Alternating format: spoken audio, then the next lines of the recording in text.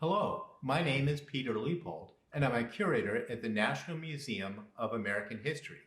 During this COVID-19 pandemic, I'm thankful to have a job where I can still work from home. While being shut inside isn't fun, it does give us a chance to look around the house and think about the history behind everyday things. I started my exploration in the kitchen, the pantry to be specific.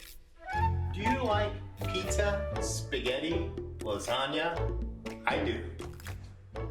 One of the things that all of those foods have in common is a red sauce, or as some people used to say, tomato gravy. Let me tell you the story of Tillie Lewis. Tillie Lewis became known as the Tomato Queen of San Joaquin.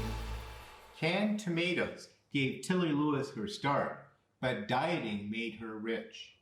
Born to a poor Jewish immigrant family in 1896, Tillie Ehrlich sought a different life. She didn't like following other expectations, especially her parents, and she was driven to be successful. Although she dropped out of school early, Tillie valued education and hard work. She went to night school, taking secretarial and bookkeeping courses while working in her brother-in-law's grocery store.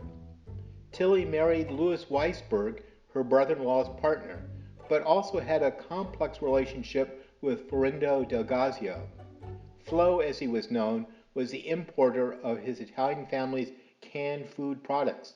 Tomato sauce was one of their popular items. Opportunity often comes in strange forms. The Depression and the passage of the Smoot-Hawley Tariff Act of 1930 provided Tillie with a big chance.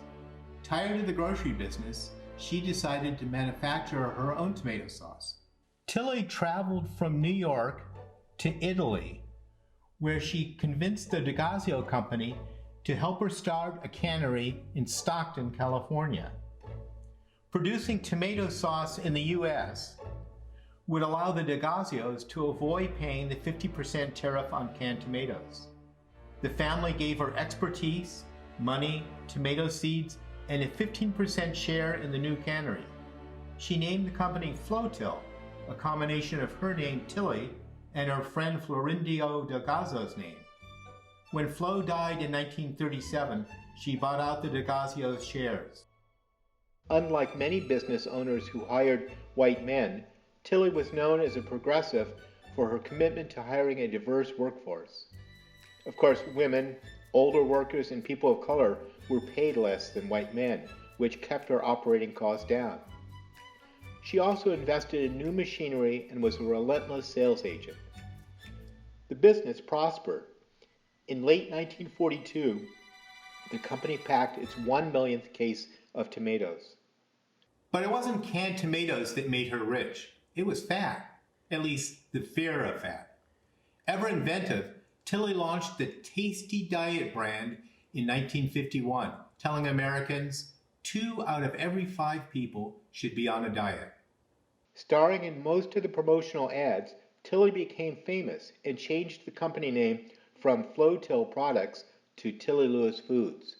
Getting to the top in business is always tough, and for women, tougher yet. While women are inventive, driven, and great managers, they often face discrimination and cultural boulders blocking their path.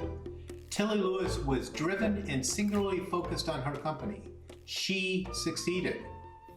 So next time you're making pasta or pizza and you ladle out the tomato gravy, think about the tomato queen of San Joaquin, Tillie.